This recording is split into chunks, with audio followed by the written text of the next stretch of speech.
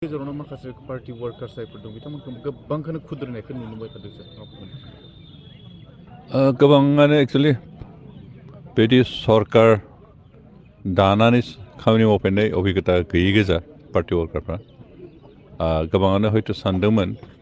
सिगाङाव जोंनि UPPLनि सरकार गैयि समाव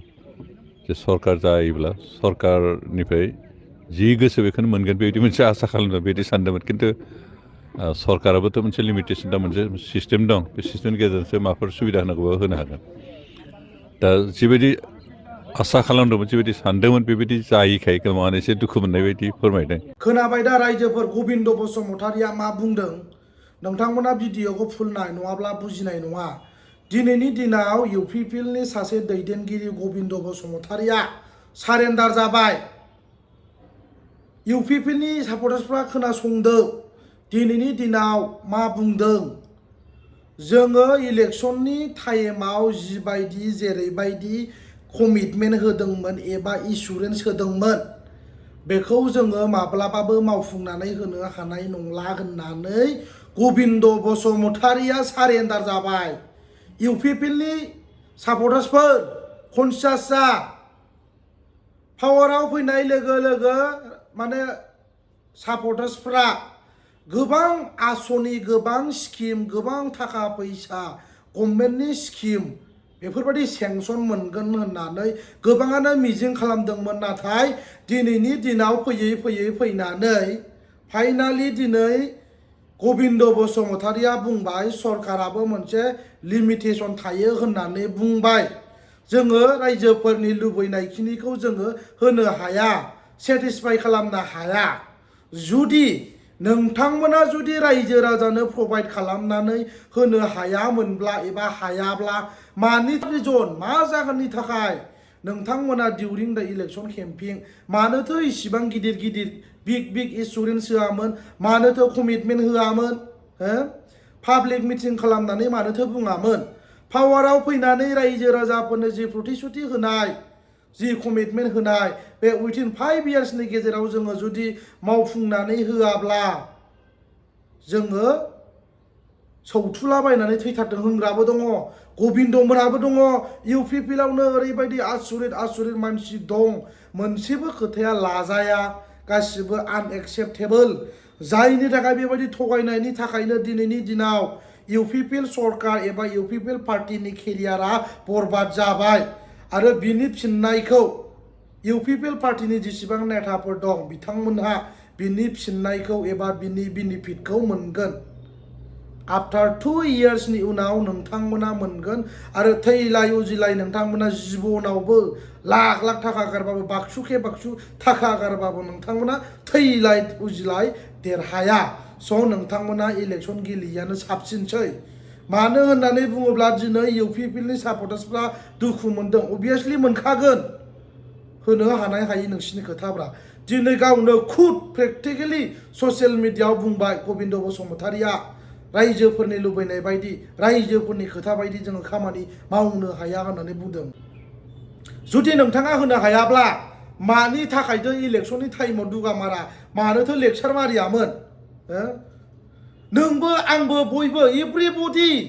जुदि पावाराव फैनाय लोगो लोगो एभ्रि फेमिलिनो साख्रि होगोन होननानै बुङोब्ला सोरथो गोजावा जानांगौ जाखो।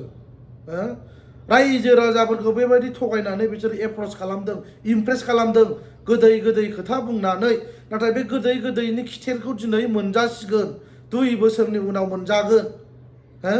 दिनै नोंथांमोना मानि थाखाय बेबायदि सारेन्डार जाखो मानो मावनो हायाब्ला रिजाइन हो सिरि दर जिरायनानै था आरो जिबनावबो थैलाय उजिलाय इलेक्शन गेलेनो सिमां दा नुसै। बिकज नोंथांमोना जुदि गेलेनो गोसो दङब्ला रायजो राजाफोरखौ सेटिसफाइ खालामगोन। दिनैनि दिनाव रायजो राजाफ्रा आनसेटिसफेक्टरि मानो वाइ सानदो नोंथांमोना ब्रडलि एनालाइज खालामदो अबजारभेसन खालामदो नोंसोरो मा दाय मावखो मा मावखो। रायजो राजाफोरखौ थगायनाय माने गावखौ थगायनानै लानाय गावनि पलिटिकेल केरियारखौ थगायनानै लानाय मानसिखौ खनसेल' थगायनो हायो बिनि बारा थगायनो हाया। जुदि नोङो सोरबा सासे मानसिखौ थगायोब्ला सापस नोङो आंखौ थगायबाय गबिन्द फर एग्जाम्पल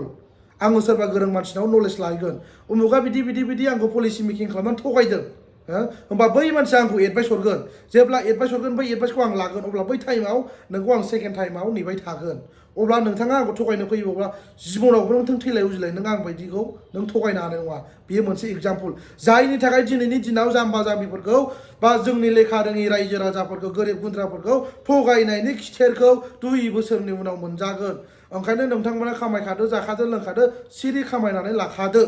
आरो जिबनावबोथ' नोंसोर इलेक्सन गेलेबा देरहाखाला बे 100% बे रोखा जायनि थाखाय दिनै रायजो राजाफ्रा दुखु मोनदों गोरिब गुन्द्रानि दुखु मोननाया जाम्बि जाम्बाफोरनि दुखु मोननाया एसेल' नङालै जै गाज्रि मोनबाथाय गाज्रि मोनबाय बिथांमोना दिनै गोबां मिजिं सिमां लानानै UPPL खौ सापर्ट खालामदोंमोन नाथाय फैयै फैनानै ग्रेजुवेटलि दिनै मा नुनो मोनखो UPPL सरकारानो दुनियानि थार्ड क्लास सरकार होननानै UPPL नि सापर्टार्सफ्रा दिनैनि दिनाव बुंदों गोजाम सरकारानो मोजांमोन हाग्रामा महिलारि दैदेननाय BPF पार्टियानो मोजांमोन गोबां खामानिबो मावदों मावा नङा मावदों 17 बोसोराव बेबायदिसो बुंबाय नै दिनैनि दिनाव अब्ला नोंथांमोननि दुगामारा लेक्सार होननाया मा जाखो बरबाद सेस बेकार प्रमद बर' गबिन्द फेरेंगा जिर'लै सयथिबो थैलाय उजिलाय आरो जिबनावबो भट मोनला बुजिबाय ओंखारबावदो इलेक्सनाव 2 बोसोरनि उनाव गामियाव लेक्सार हैबावदो नोंसोरो BTR सुक्ति खालामनानै लाबोनानै जिबायदि रायजो राजाफोरखौ थगायबाय आरो दिनैनि दिनाव BTR सुक्ति खालामनानै जेबोथ' खालामनो हाखायाखिसै आरो दिनैनि दिनाव नोंथांमोना मा थगायबावगोन आफ्टार 2 इयार्सनि उनाव गामिनि रायजो राजाफोरखौ मा पलिसि खालामनो माबायदि पलिटिक्स लानानै गामियाव हाबफैनो What kind of politics you will play माबायदि रोखोमनि पलिटिक्स नोंथांमोना एबा रल लागोन माबायदि स्ट्रेटेजि लागोन बेकार जिर' आरो नोंथांमोना जुदि इलेक्सनाव देरहानो लुगैदोंब्ला रायजो राजाफोरनो जिबायदि प्रतिश्रुति होदोंमोन जिबायदि कमिटमेन्ट होदोंमोन जिबायदि समायखिरा लादोंमोन बेखौ गोसोखां रियलाइज खालाम बिनि उनाव रायजो राजाफोरनो डिस्ट्रिबिउसन खालामनानै हो प्रभाइड खालाम